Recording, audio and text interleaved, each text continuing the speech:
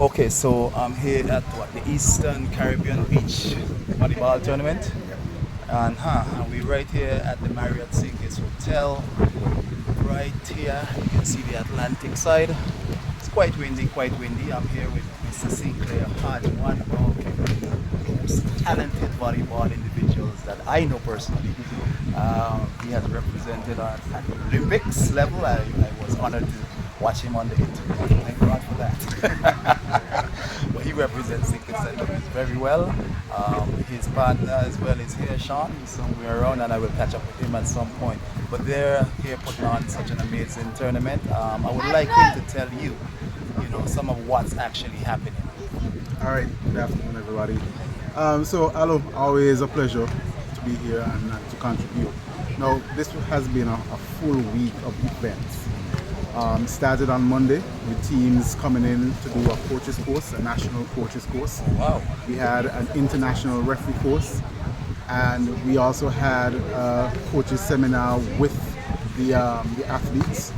We also had an athletes workshop. So we had 2 days with the athletes where we coached them on self-discovery and resume writing, because there's life after sports and a lot of athletes are not equipped to write their own resume, present their transferable skills, and to continue to work well and be effective. So we curated a holistic program for all of the Eastern Caribbean islands who came here this week.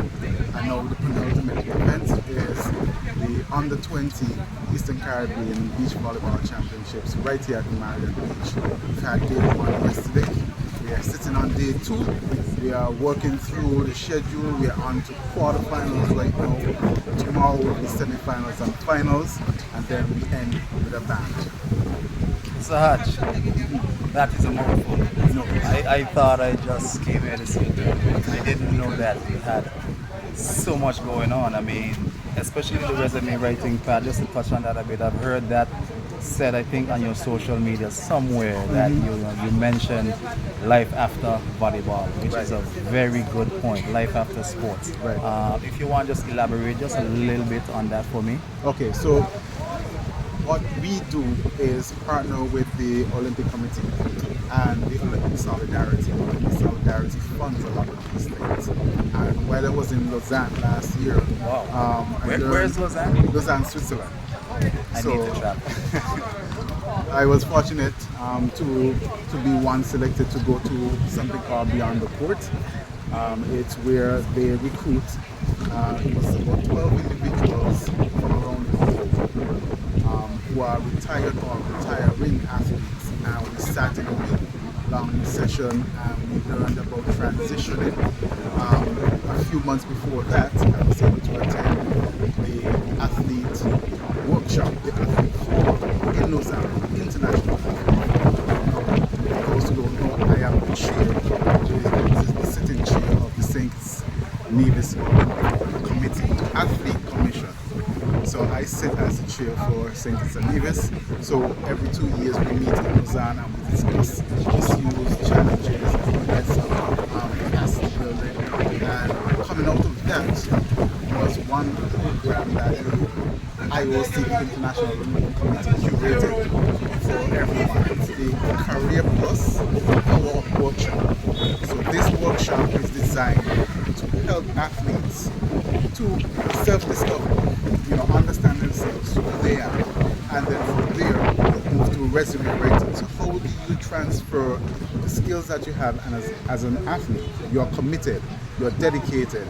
How do you transfer those onto a resume so that somebody who is reading that will want to participate and will want to take you on into their business? So all of that is important because we've had athletes who've done very well on the world stage, and then they just fall off. Like yourself. Well, Don't be too modest. yes. Like yourself. But some of them, literally after they finish their professional careers, they're like, what's next? And then they fall into depression and different things. So we want to help our athletes not to get to that point, help them to start while they're young and transition will be easy.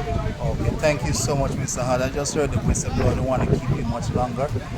You said quite a bit. I do want to catch up with you tomorrow. One thing I would like for you to tell the audience, how many teams are playing, and if you can call them by country quickly before you run off? Sure. So we have 14 teams in both genders. So 14 male, 14 female.